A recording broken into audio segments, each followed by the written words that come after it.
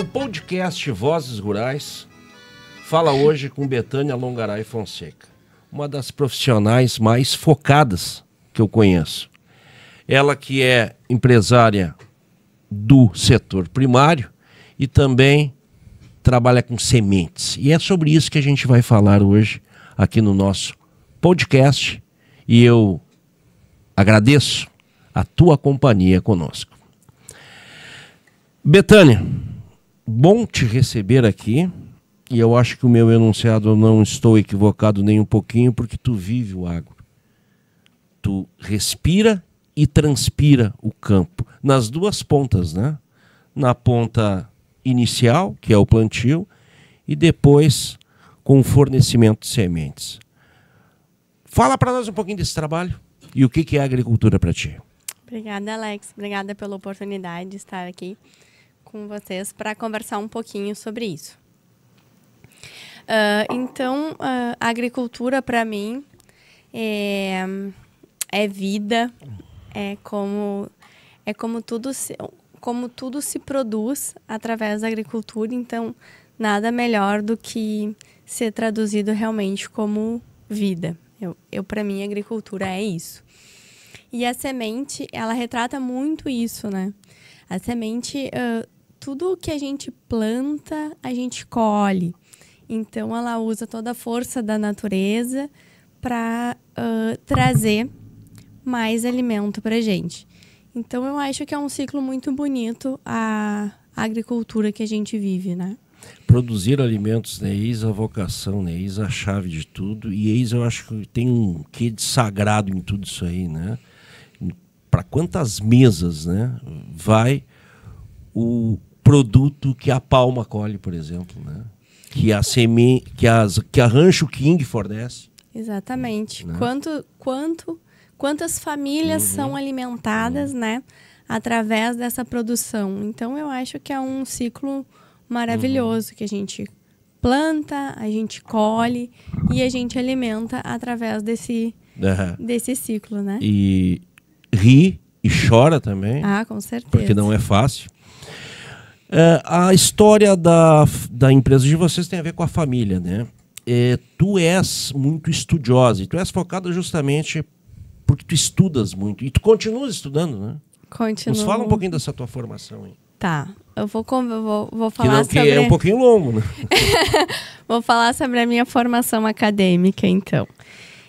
Eu sempre gostei muito de pesquisa e dessa parte mais química, né? Então, com 16, 17 anos, eu entrei na faculdade, na PUC, do Rio Grande do Sul, fazendo uma faculdade de farmácia industrial.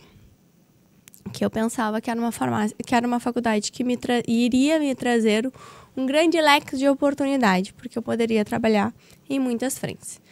Então, me formei com 21 anos em farmácia industrial e sempre fiz estágio na parte industrial, que é o que eu gosto muito, eu gosto da parte industrial, fazendo estágio em pesquisa e desenvolvimento, controle de qualidade, e fui trabalhar também nessa área. Trabalhei um pouco e vi que eu tinha um viés muito de pesquisa.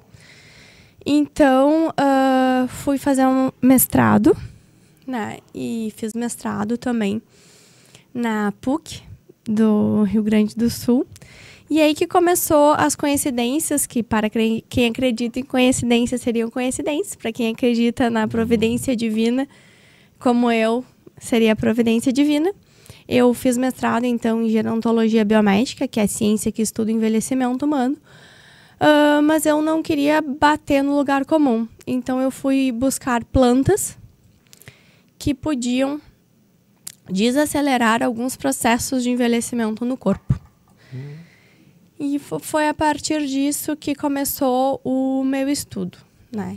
E então eu finalizei meu mestrado aí com 25 anos e eu achava que estava no momento de voltar um pouco para a família e também de conhecer um pouco da parte de gestão, porque eu sempre tive um sonho de ter uma indústria. E foi para isso que eu sempre estudei.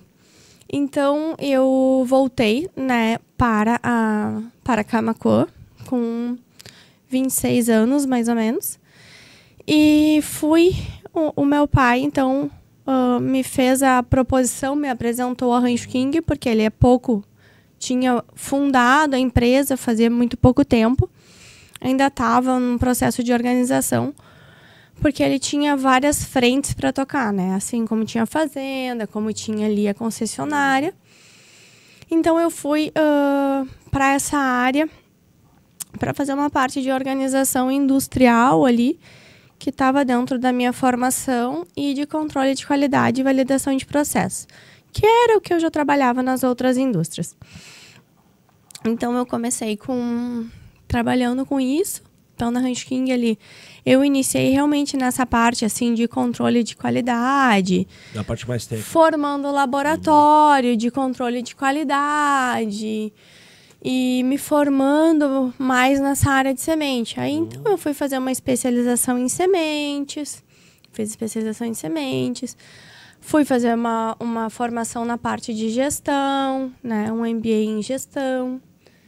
E assim fui me formando. E daí chegou um momento que eu achei que eu precisaria fazer mais um mestrado ou um doutorado. Então, eu bati em algumas portas, mas como eu tenho uma formação muito distinta... É bem variado, né? Bem variado. Verdade. Uma formação um pouco distinta, né, Alex? Não dá para dizer que é uma formação tradicional. Não. Eu pensei que eu ia realmente encontrar bastante dificuldade. Encontrei também algumas oportunidades.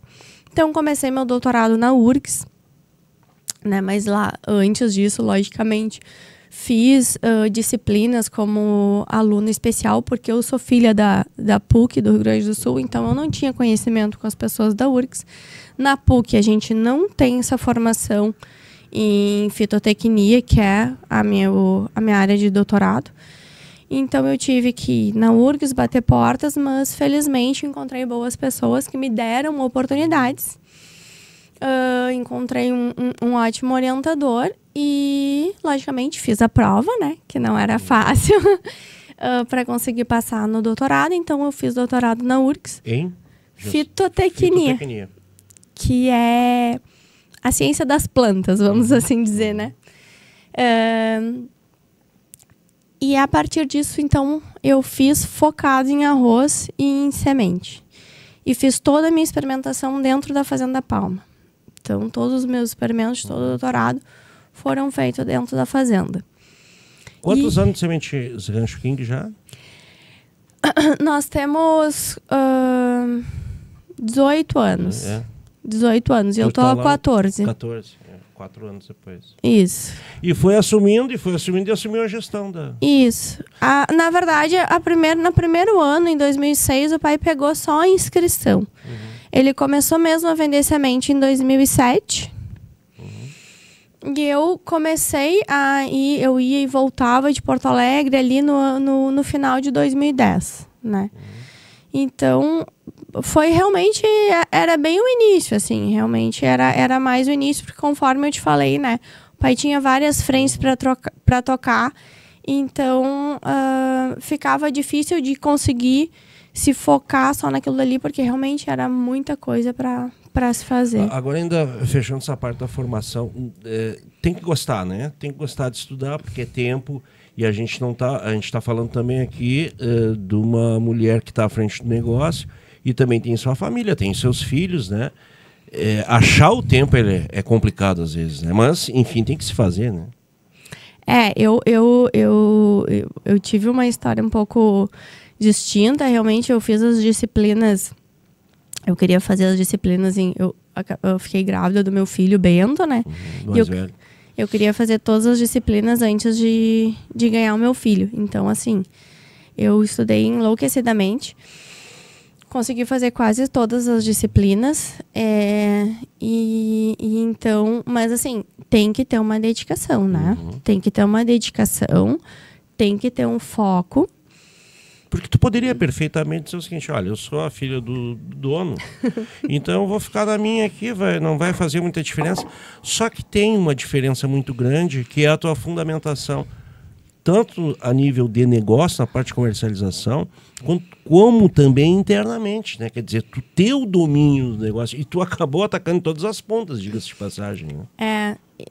Também eu gosto de me aprofundar, assim, sabe, Alex? Eu realmente é uma característica de personalidade, eu acho, né? Eu acho. Que eu realmente gosto de pesquisa, eu gosto de me aprofundar, eu gosto... Se tu me perguntar, Betânia, né, que eu não fiz agronomia, enfim, era nova, poderia ter feito. Era algo, assim, que eu via que não era para mim. Eu queria fazer outras partes, ter outros pensamentos, né? Pensar um pouco fora da caixa, só que isso às vezes é cansativo. Pensar fora da caixa às vezes cansa e às vezes todo mundo quer te colocar para dentro da caixa, né? A pressão é essa, né? Mas a tua formação original te ajuda muito hoje, né? A minha formação me ajuda bastante, Eu gosto muito de laboratório, eu gosto muito de controle de qualidade, né? Tô me aproximando, porque a gente, quando pega a parte de gestão, né, Alex, ela te engole. Então, tu tem que meio que colocar outras pessoas para te ajudar, para te voltar de novo para a parte de qualidade, de validação de processo, de pesquisa e desenvolvimento, porque senão a gestão e a administração e o financeiro, ele é aquele todo dia, o problema, né? Que a gente tem em todas as áreas. Eu, na minha área, eu tenho. Eu, como sou gestor do meu próprio pequeno negócio, também, às vezes, eu tenho esse dilema aí, quer dizer, tem a questão da gestão e a questão do conteúdo. O que eu vou fazer primeiro? Então, é um dilema para todo mundo. É isso daí, então, me ajuda muito e eu gosto muito, né, dessa parte, assim, de fertilidade de solo, de fazer experimentos lá no Da Palma. Agora a gente tem área experimental de arroz, tem área experimental de soja, com todos os cultivares, com diferentes tratamentos, né, enfim, hoje trabalhando com diferentes tipos de biológicos, que eu acredito bastante. Então, a gente tá desenvolvendo bastante isso daí, é algo realmente que eu tenho, assim, no meu sangue, assim, né? Eu só fiquei curioso de saber qual é a planta que retarda o envelhecimento. Eu vou... Alex, eu ainda vou trabalhar com isso. Então, como é que eu não posso revelar, Alex? Não duvido. De ti eu não duvido. Não, eu já tenho a pesquisa pronta. Não posso revelar, mas vou encapsular para te vender. Tá, estarei aí, se Deus quiser. Betânia, outra questão também, trabalhar numa empresa familiar tem muitos choques, né? Sim. É absolutamente natural, porque tu acaba convivendo com uma gestão que já vem nos seus próprios moldes, que vem no seu estilo, aquela coisa toda. Até o voo pegar altitude de cruzeiro leva um tempinho, né? E alguns estresses também, eu acredito. A gente... como é que eu vou dizer assim? Como a gente começou bem mais... Comecei bem mais nova. Então, foi indo muito tranquilo, assim. Foi indo mais tranquilo, né? E agora, sim, a gente tá organizando mais, que nem eu digo, que eu já tô virando cabo da Boa Esperança, eu já tô há muito tempo na empresa, eu já tô antiga na empresa. Aí, realmente, a gente tem que tomar algumas decisões. Às vezes, eu digo assim, são mais que eu acho que o que dá mais problema na sucessão são alinhamentos de expectativas. Isso aí é o que eu mais estou observando. Exemplo, o fundador, porventura, tem uma expectativa do andamento do negócio e da empresa e de como as coisas têm que ser. A segunda geração, que somos nós, tem outra expectativa sobre o andamento do negócio e de onde queremos chegar. E essas duas expectativas diferentes de uma geração que tem mais de 70 anos e de uma geração, né, com menos de 40, que dá os transtornos. No momento que tu consegue alinhar essa expectativa, e só vai conseguir alinhar realmente conversando e se aprofundando, é que a gente vai conseguir diminuir esses choques geracionais. Eu sempre digo uma coisa em sucessão, não tem uma fórmula pronta. É claro que tem todo esse aparato de informação que se tem, de orientações. Agora tem que ter uma coisa essencial, que é um gostar do outro. A coisa flui. Ah, sim, tem que ter união familiar, né? Tem. Se não tem união familiar, qualquer faísca que dê no negócio... Pega fogo. Exatamente. Vai dar problema. Vocês são 3 irmãs. Nós somos 3 irmãs, exatamente. A Paola que cuida da parte da concessionária e tu também tem uma mana que mora na Europa, né? Essa não tá no negócio, né? Isso, eu tenho, exato, tenho minha irmã mais velha, que é a Paola, que cuida da concessionária, da Fortral, que é um desafio muito grande também. Né? Eu que estou mais nessa parte do agro, né? E desenvolvimento de novos negócios. E eu tenho uma irmã mais nova, que é a nossa sócia, que a gente, né, faz reuniões com ela também. Ela participa de todas as reuniões, mas ela tem o trabalho dela. Você não participa do operacional? Não participa, exatamente. Não faz a direção executiva e tudo, participa realmente como sócia. E ela tem o trabalho dela e as situações dela. Mas, sim, por ser sócia, se envolve, sabe de todo os nossos processos, né? Eu acho muito bonito, eu sempre ressalto isso, é a amizade. Claro que eu conheço mais a relação tua com a Paola. É muito bonito ver 2 irmãs assim, e vocês são muito sintonizadas. Sim. Né? Cada uma num negócio ali, mas vocês têm uma vibe muito boa. A gente realmente se entende super bem. Com a minha irmã mais nova é a mesma situação. Porque eu vejo assim, Alex, não tem muita diferença de gerações. Então, o pensamento, ele tem uma similaridade, né?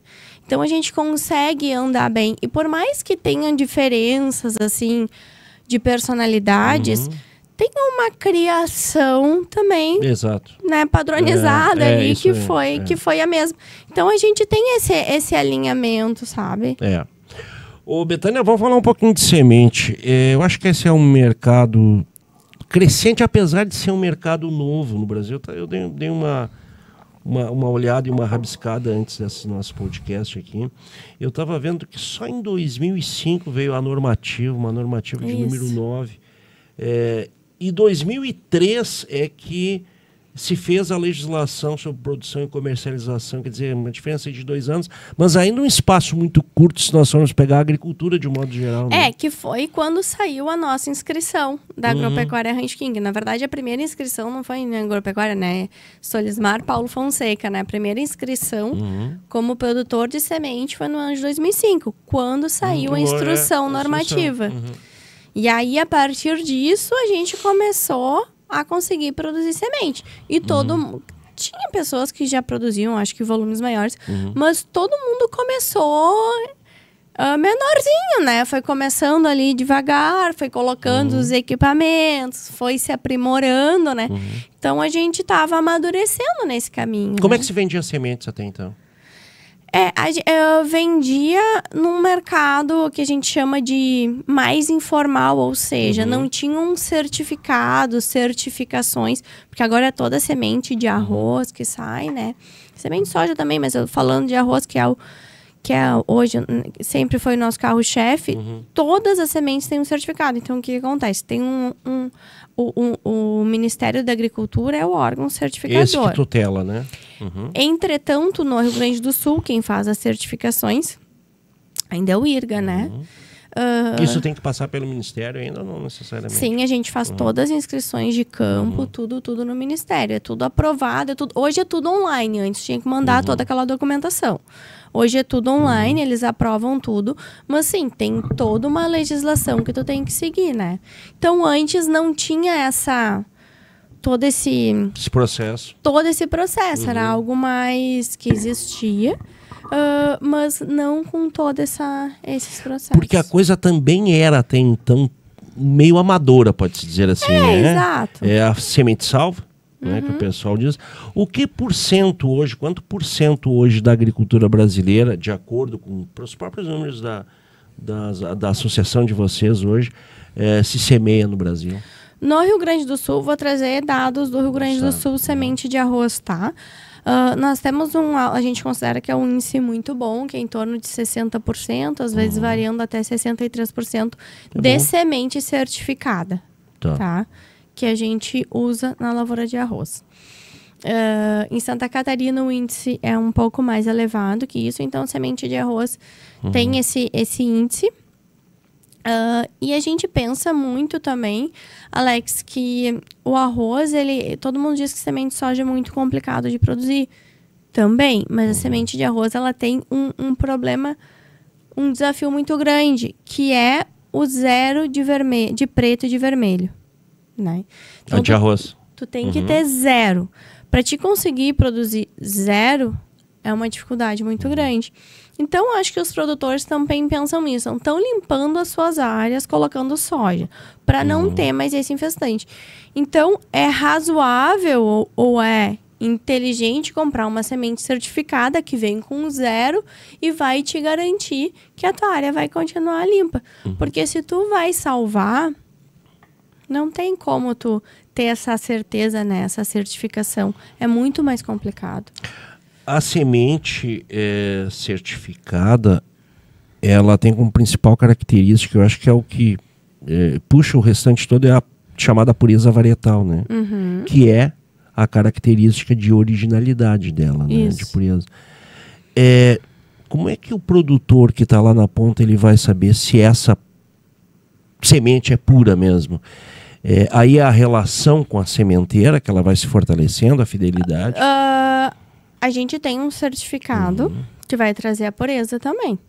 Então, hoje vamos dizer assim, o básico que uma semente tem que ter é pureza varietal, zero, né, de infestantes, aí eu tô dizendo arroz preto e vermelho, e no mínimo 80% de germinação. Isso aí é o básico. Esse é o índice, né? Tem que ter.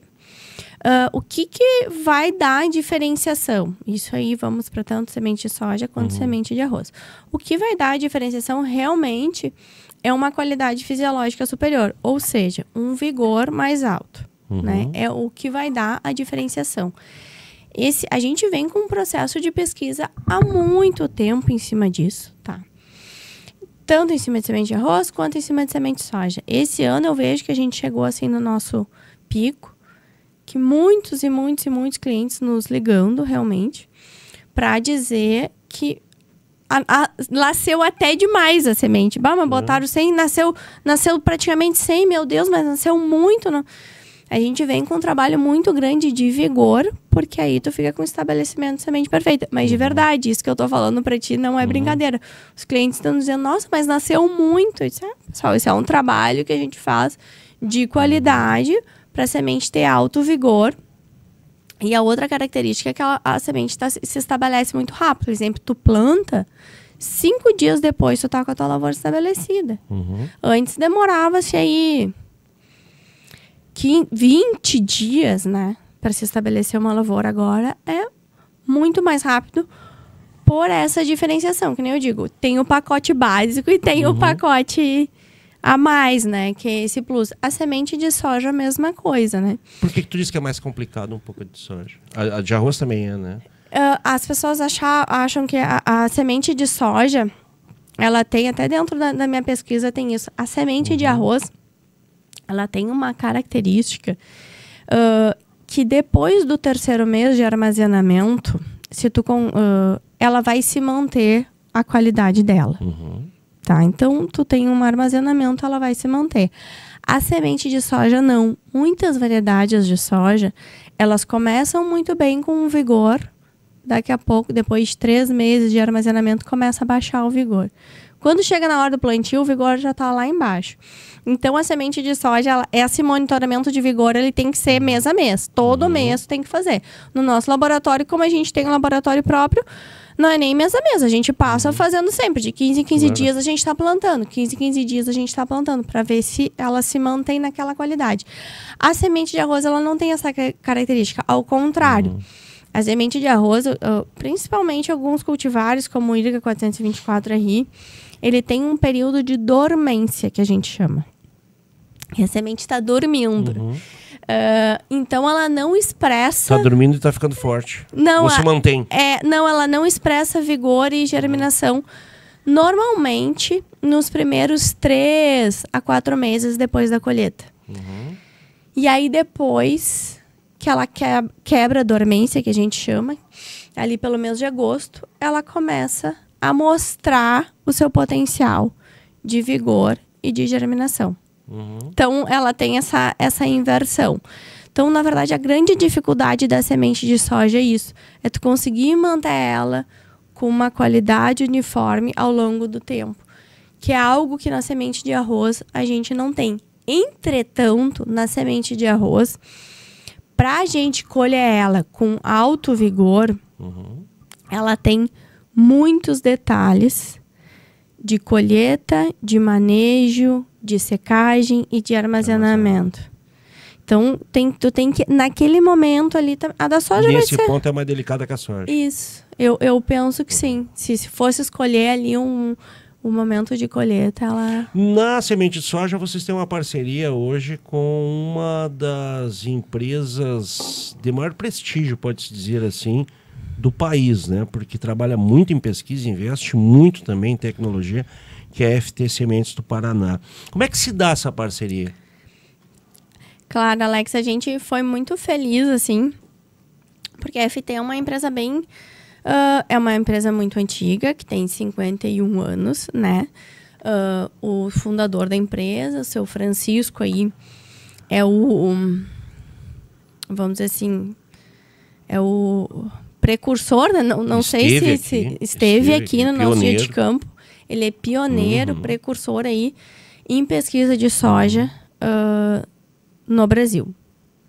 Então, a FT, ela dominou o mercado de soja por muito tempo e depois acabou fazendo uma parceria aí com a Monsanto, vendeu parte do seu material genético e ficou com outra parte.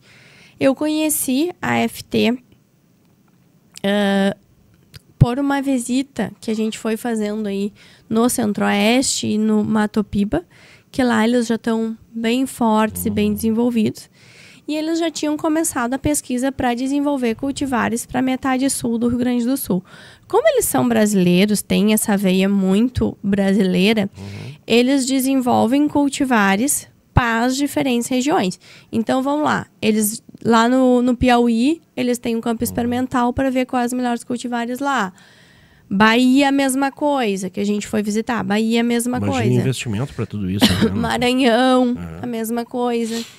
Goiás, eles têm as regiões que eles desenvolvem, né? E aqui no Rio Grande do Sul, eles já tinham começado a desenvolver, já tinham um campo na metade sul para desenvolver. E por felicidade aí, nos encontramos e como se diz hoje na linguagem, né, deu match. Porque eles são uma empresa familiar também. Exato. Muito baseada, assim, em pesquisa, né? E a gente também tem esse viés, assim, de pesquisa, de olhar o produtor e não gosta de ficar empurrando o cultivar, né? Então, a primeira situação é, não vou produzir nada, não vou vender nada que a gente não tenha já produzido na palma e que não tenha dado certo. Aí fechou os ângulos de conceito. Aí fechou os ângulos, né? Eles não te empurram. Não, aqui tem um cultivar novo, tem... Não, o que dá certo na nossa região aqui do Rio Grande do Sul, ótimo. A gente atende Rio Grande do Sul e parte de Santa Catarina também, né? Basicamente é isso que a gente atende. A FT está baseada em Ponta Grossa, não? Isso, exatamente. Grande, é enorme lá. Isso. Estiveram aqui, até entrevistei os proprietários, pai e filho, pessoas muito queridas. E trabalhar a longo prazo, né, Betânia? Eu acho que esse é o conceito principal de qualquer negócio hoje, né? É tu criar a fidelização, né? Seja entre os parceiros fornecedores, seja entre os parceiros da ponta lá. Chegar a um ponto desses aí é difícil, né? Exatamente. Então, tu tem que fidelizar, tem que trabalhar sério, tem que saber que num ano só tu não vai colher todos os frutos. E nem sempre se ganha. Não é um ano só que se colhe todos os frutos, exato, né? Exato. É como a agricultura, tem anos que tu vai colher mais e melhor, tem anos que nem tanto, né? Tu falavas aí anteriormente, tu falava do 424, né? E hoje a gente já vê, aliás, o 424 é um fenômeno sobre todos os aspectos, né? De longevidade também. Mas a gente sente que em algumas regiões essa variedade de arroz ela já começa a ficar mais tolerante a daninhas, enfim. Como é que vocês trabalham esta questão da duração de um produto? Aquela semente ali vai dar certo em determinado local. Como é que vocês trabalham essa parte de variedade? Não dá para botar tudo num saco só, né? Tem que ir apostando conforme o momento, né? Tanto que esse ano a gente tem 2 lançamentos, né? Que a gente plantou o ano passado, vendemos toda a produção neste ano e, logicamente, plantamos novamente. Então, nós temos o Fronteira 1100 CL e nós temos o Irga 426 CL. Então, nós temos 2 lançamentos aí para a gente fazer frente. Porque o que a gente entende dentro da lavoura de arroz? Muita ainda tem uma base de 50% da lavoura no 424 RI.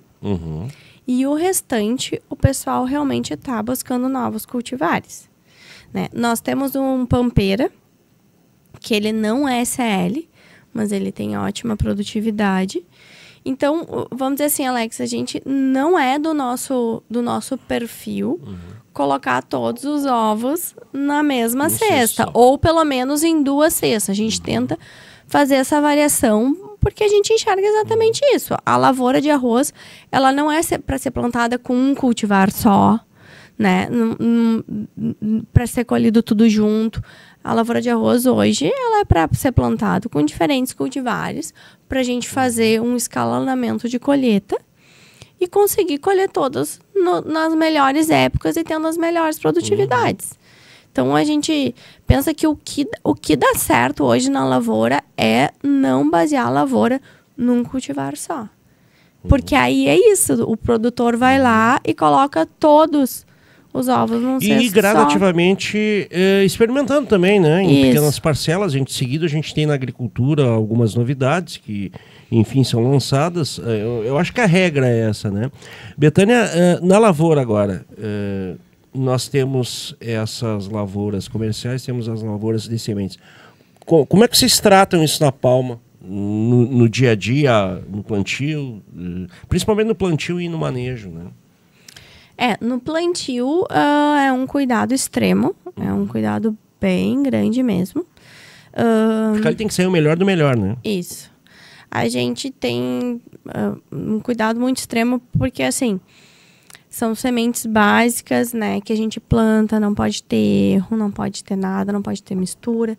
Então, assim, situações, né, Alex? A gente não faz troca de variedade da noite. A gente terminou a variedade, para de plantar. No outro dia, porque aí tem que limpar todas as plantadeiras, tem que se organizar de novo, né? Então, a gente tem vários cuidados com relação a isso. E com relação ao manejo, a gente vem manejando sempre as áreas, né? Para elas produzirem semente. Então, as nossas áreas, assim, elas já estão apropriadas para a produção de semente, né? Porque são áreas, a gente produz, assim, áreas sempre com 2 anos de soja. Então, isso daí dá bastante diferença. Áreas que a gente não tem problema de infestação de plantas daninhas, porque não pode ter, não dá para dizer, não, vou colocar um glifosato e vou matar as plantas daninhas. Tem que ser um manejo muito, muito apropriado. A gente não pode ter planta daninha, porque depois vai dar problema. E a outra coisa que... Isso que eu digo é o básico, né, Alex? E a outra situação que a gente trabalha muito é realmente fertilidade de solo. Fertilidade de solo muito alta, porque isso é a mesma coisa, assim. Vamos dizer assim, se tu vai te alimentar equilibradamente, tu, teoricamente, vai ter uma saúde melhor do que uma pessoa que, vamos dizer assim, vai ter uma alimentação desequilibrada. a semente é a mesma coisa. Se ela está num solo equilibrado, que está fornecendo para ela tudo que ela precisa nas quantidades adequadas, ela vai trazer uma semente muito melhor. Então, isso é um foco muito importante que isso se trabalha todo ano. Se trabalha todo ano. O Betânia, qual é, por exemplo, assim, só para o nosso espectador e ouvinte ter uma ideia, o que se investe, por exemplo, numa lavoura comum e numa lavoura de sementes? Alex, eu tenho um pouco de dificuldade de responder isso, porque a gente trabalha basicamente com alto investimento. A gente não, né, eu tenho um pouco de dificuldade de dizer assim, eu invisto tantos mil a mais. Entendi. Por ser uma bem lavoura superior, de semente. É muito superior. É muito superior. Eu vejo que o pessoal chega lá nos dias de campo, daqui a pouquinho a gente vai falar também no próximo dia de campo, o pessoal fica encantado. E é pessoal da agricultura, é pessoal que vive as lavouras, né? E o pessoal realmente fica admirado, né, com a qualidade da planta, com aquele verde bonito, seja do arroz, seja da soja. Para chegar a um ponto desse, tem que investir bastante. A gente faz é uma lavoura de alto investimento, mas é que a gente tem como premissa, e isso sim foi uma premissa que veio do nosso fundador, né, do meu pai. Lavoura que dá resultado é lavoura que produz. E lavoura que produz tem que investir, né? A gente não vai ter uma lavoura que produz muito com investimento baixo, né, Alex? Então, realmente, investimento em fertilidade, né, em maquinário, logicamente. Isso a gente está falando lá na lavoura. Ainda tem todo o maquinário e tem todo o investimento que é feito na parte industrial, né? Que também não é pequeno, né? Nós temos todo esse investimento, temos um orgulho muito grande, assim, de também ter um equipamento hoje de tratamento industrial de semente aí. Vou dizer, Alex, o pessoal, assim, nos liga aí dos mais diferentes partes do estado, falando, assim, sobre o nosso tratamento industrial e sobre, assim, o visual, né, da semente e do tratamento industrial, que é muito diferenciado. E a gente, assim, já percorreu bastante, a gente tem um cuidado muito grande. A gente construiu uma nova indústria quase de tratamento para semente. Vocês fornecem sementes hoje, tu falaste em Santa Catarina que vocês fornecem, e aqui para o Rio Grande do Sul, para todas as regiões? Para todas as regiões, assim. Mas o nosso maior market share é a nossa região. Claro. Né, a nossa região, assim, e a gente é muito feliz, assim, de ter esse market share, porque são pessoas que conhecem as nossas lavouras, né, e confiam, assim, no nosso trabalho. E temos um bom fornecimento em Santa Catarina também, a gente tem um bom nome, e então, felizmente, a gente trabalha aí, e hoje a gente, né, consegue comercializar todo o nosso volume produzido de semente de arroz. É muito pré-germinado lá, né? Sim, tem bastante pré-germinado, mas a gente não produz pré-germinado. Os que compram da gente, os produtores que plantam em linha, eles compram bastante semente da gente, realmente. Betânia, nós estamos sempre aí, volta e meia, vem o assunto da questão ambiental, né? Hoje está muito em voga essa questão aí do sequestro de carbono, enfim. E está se provando cada vez mais que a lavoura é ambientalmente correta, a lavoura de arroz, né? A contribuição que o arroz dá para isso aí.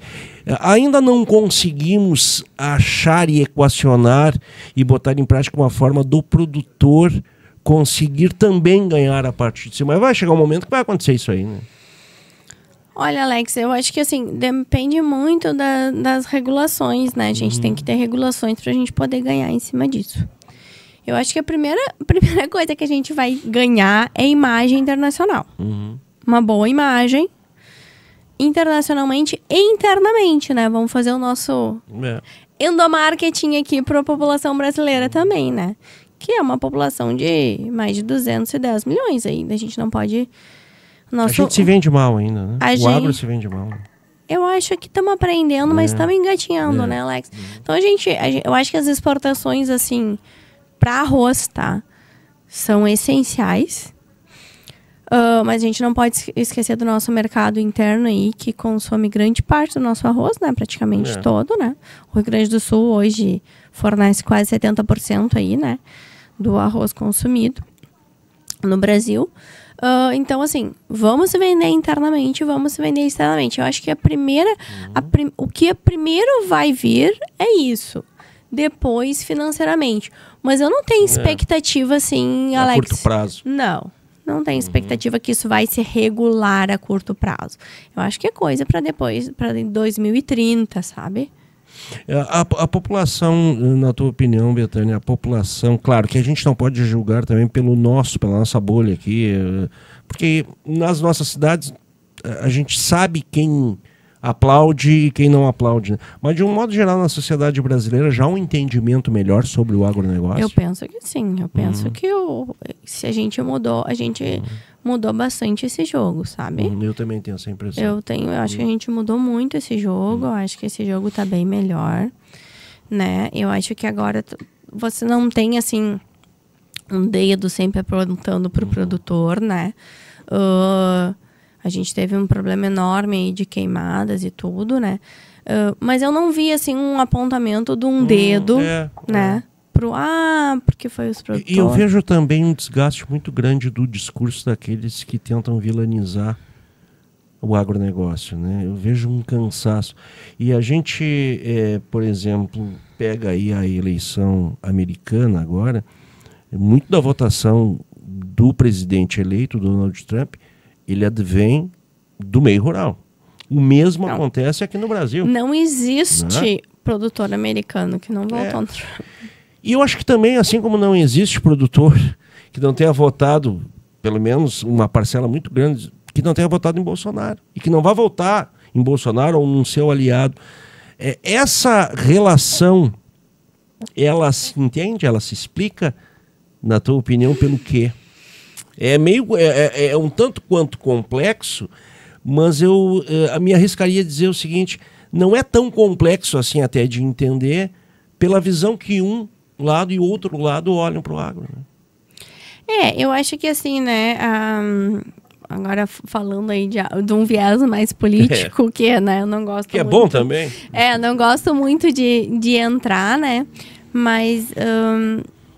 dentro de um viés mais político, normalmente a esquerda vai vilanizar o agro, né? Normalmente é isso que acontece. E a direita vai ser um aliado, né, do agro. Mas eu penso que, assim,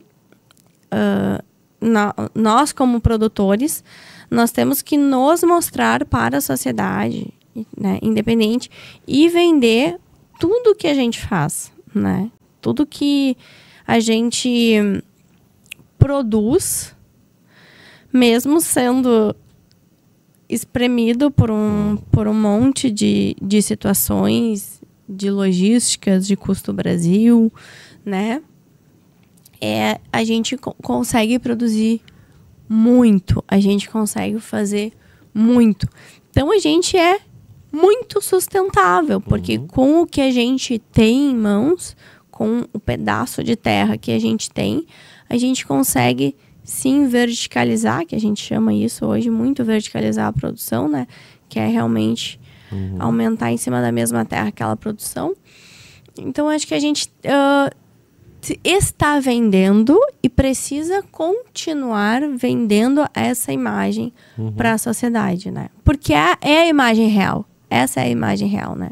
A gente produz muito. E eu acho que os recentes eventos que aconteceram também, de certa forma, claro, trágicos, mas acabaram facilitando também esse entendimento, que foi a pandemia, que a gente ficou com aquele medo enorme da falta de comida. E depois nós tivemos aqui no Rio Grande do Sul também a enchente, que foi realmente bastante forte, né? Tu andas bastante. Se tu pegasse um lugar assim, para dizer, ó, esse local aqui é um local ideal para se plantar, o pessoal entende direito. Eu chutaria aqui o Mato Grosso, por exemplo, que é o maior produtor de soja hoje, mas nós temos lugares que são bem agro, né? O Centro-Oeste tem isso aí, né? Aí são diferentes características de produtores em diferentes regiões, né? Perfeito. Vamos dizer assim, ó, o Centro-Oeste, né? Muito ali Mato Grosso e algumas regiões, a gente tem uma visão ali de média propriedade é 5.000 hectares, né? Nem mais ou menos isso. Então, a gente tem muito ali o empresário rural. Lá tem muita realidade do empresário rural. É aquele cara que ele tá no número, né? Ele não vai estar todo dia no campo, porque ele não tem como fazer isso. Ele quer saber o quanto que está lucrando a produção. Ou não está, ou está, né?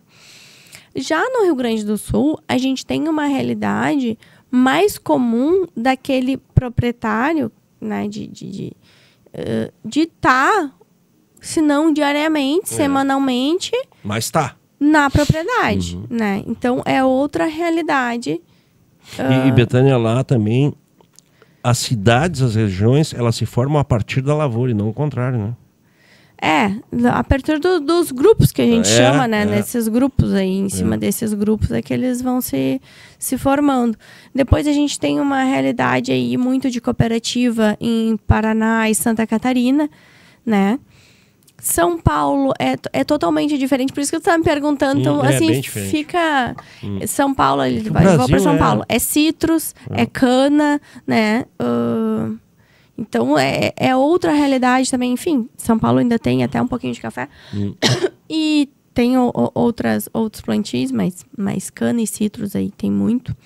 Então, são realidades distintas, assim. Falando em região, a nossa região da metade sul, Betânia, ela passa por um processo de transformação, é inegável, né? Nós tínhamos a monocultura um tempo muito recente, diga-se de passagem, nós tínhamos só arroz, ou tínhamos só pecuária.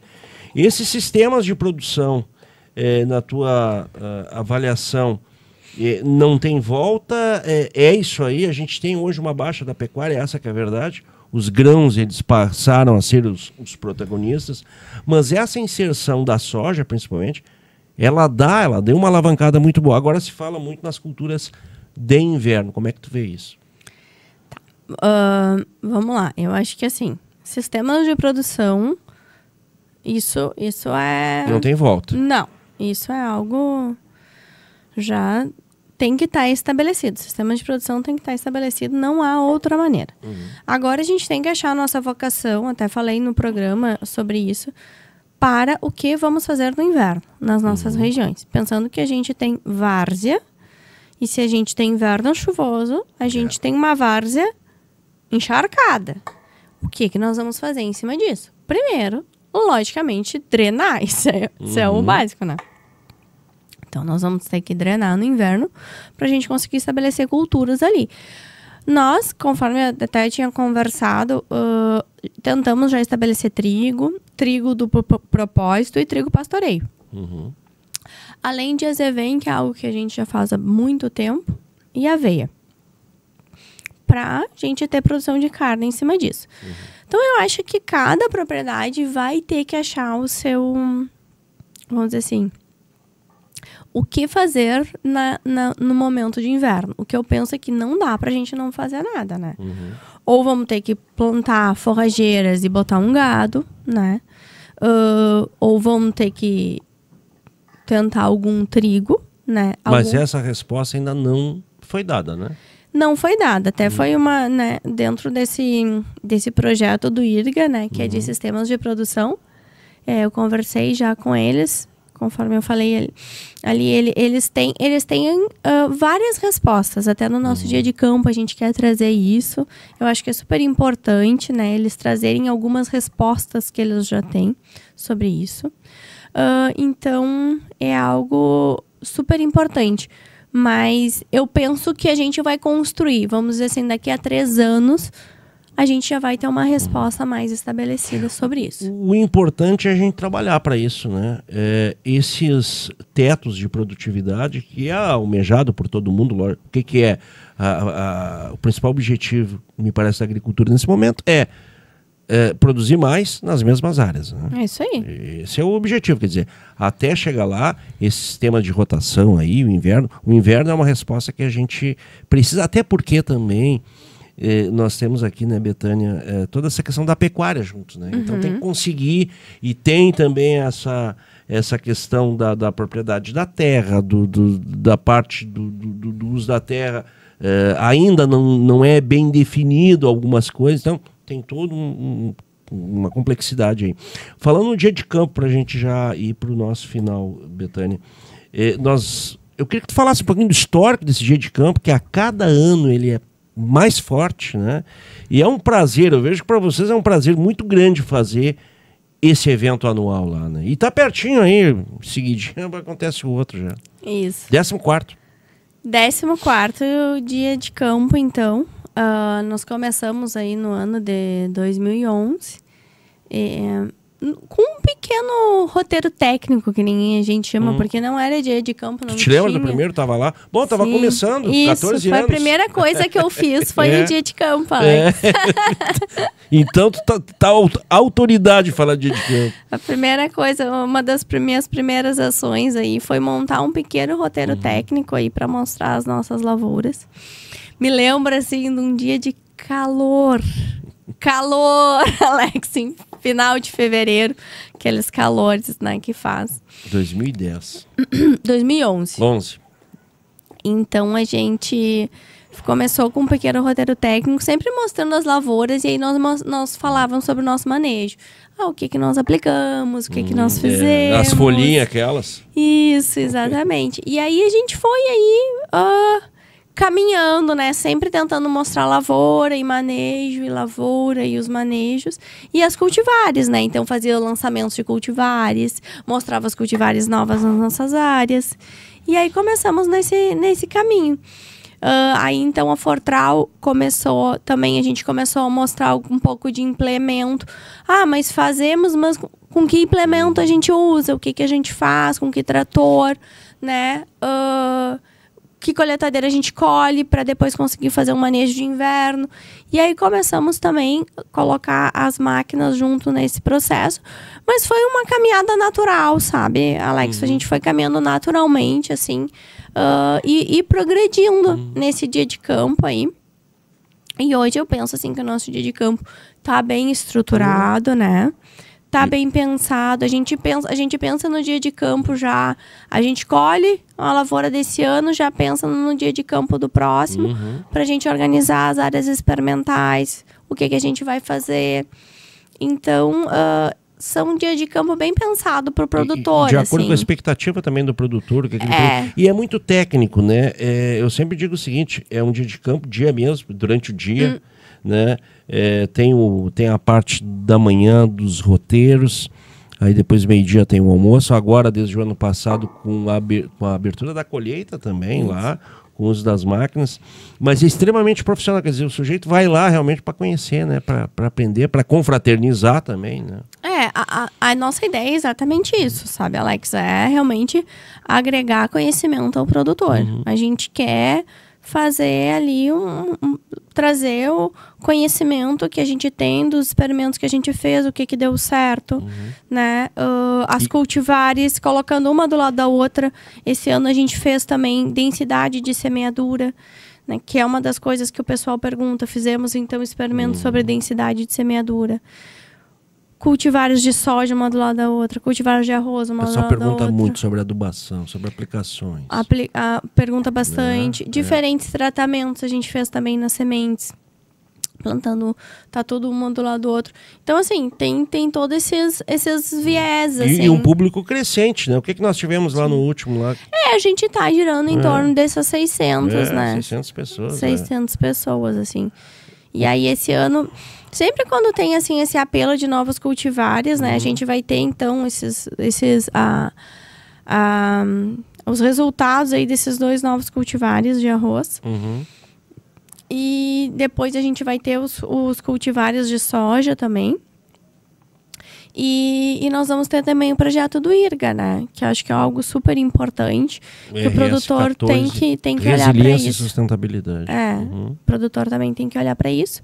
Além disso, então, a gente vai falar sobre inovações aí em maquinário, né? O pessoal gostou muito das palestras do ano passado. É verdade. Do pessoal técnico da New Holland, que veio falar sobre tratores e coletadeiras. E eu acho que falta isso, né? Porque esse pessoal vem da fábrica e tem um conhecimento grande. Sabe se comunicar. Sabe se comunicar, sabe explicar para o produtor aquilo que o produtor não escuta, né? Então, o pessoal está utilizando bastante disso. Então, assim, nós vamos ver novos tratamentos, novos cultivares, densidade de semeaduras, novos cultivares, tanto de arroz quanto de soja. Né? Toda essa parte assim, de maquinário, uma explicação técnica, falando também o projeto do IRGA e, por fim, finalizando com a abertura da colheita da palma. Então, assim, eu penso que é um dia de campo bem completo, né, Alex? E tem sorteio de carro também, isso é importante também dizer, né? O carro dos 30 anos da Fortral, né? Sem dúvida. Betânia, faltou alguma coisa para a gente conversar? Não, acho... Fizemos barba, cabelo e bigode. Acho que falamos bastante, né, Alex, sobre muitas coisas aí, sobre semente, sobre a agricultura. Acho que isso que é o importante. Hoje em dia, né, Alex, vou ter que falar um pouco sobre agora, eu acho que é importante a mulher na agricultura também, né? Falar sobre essa parte, assim, que está crescendo a participação feminina e a gente tem um viés aí diferenciado. A mulher normalmente ela se debruça muito assim em cima de uma parte financeira, né, do que está dando certo, do que está dando resultado, né, e também de treinamentos, de lideranças, de fortalecimento da liderança, de fortalecimento de equipe. A mulher olha com um olhar diferente para isso. E a sucessão está trazendo muitas mulheres agora, felizmente. O negócio continua um negócio paternalista, dominado por homens, na verdade, mas a gente vê cada vez mais a penetração forte do público feminino e com competência, né? Eu acho que a meritocracia é o principal de tudo, isso né? É isso que dita a sociedade. E a gente tem inúmeras pesquisas que mostram, né, que para uma mulher estar no mesmo lugar que o homem, ela teve que estudar infinitamente mais, porque ela teve que se mostrar muito mais competente. Sentiu na pele, muitas vezes? Eu fui criada por uma engenheira civil, né, que se formou em 1975. Colegas majoritariamente homens? Só homens, né? Acho que tinha uma mulher que se formou com ela. Então, fui criada por uma engenheira civil, assim, sem querer... Já foi te dando uns toques. Sem querer desmerecer aí, né, o meu pai. Mas, realmente, a minha mãe enfrenta até hoje aí esse mundo. Então, Alex, a gente nunca foi criada... como é que eu vou te explicar? A gente nunca foi criada dizendo que isso é para homem, isso é para mulher, entendeu? Nunca existiu essa diferenciação. Nós sempre podemos fazer o que a gente escolhesse, o que fosse, né? E isso nunca teve em pauta pra gente, né? Então, eu não me sinto, assim, constrangida, vamos assim dizer. Tu gosta muito de política.